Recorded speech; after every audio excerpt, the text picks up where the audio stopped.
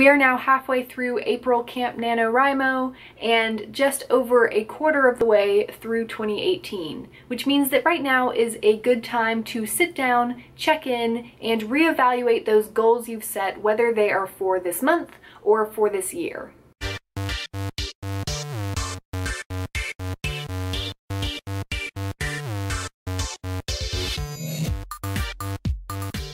Especially with long-term yearly goals, but also with short-term things like Camp NaNoWriMo, it's good to have those check-in points where you can look at where you are, where you want to be, and look at that long-term target and see if you maybe need to move the target, reevaluate, readjust. If you aren't yet where you want to be for this year or this month, don't beat yourself up about it. It's okay. Beating yourself up and feeling down and getting mad at yourself doesn't change anything. It's not going to magically make your goal accomplished. Sometimes we just set goals that are unrealistic.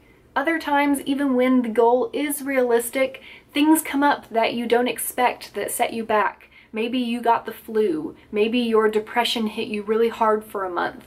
Maybe your cat died. Maybe you've had a really tough semester at school. Sometimes you aren't heading in the right direction on your project, and that delays you because you have to stop and fix things and figure out the plot again. Basically, shit happens, and beating yourself up when it does is not going to fix anything. Instead, pick yourself up. Figure out what happened to set you back, and see if there's a way that you can prevent that from happening in the future. Decide if that long-term goal is still feasible and what you'll have to do to accomplish it. If it isn't feasible, change it. Instead of writing 50,000 words this month, write 30,000 or 15,000. Whatever it is a victory and a triumph for you because you are getting something done.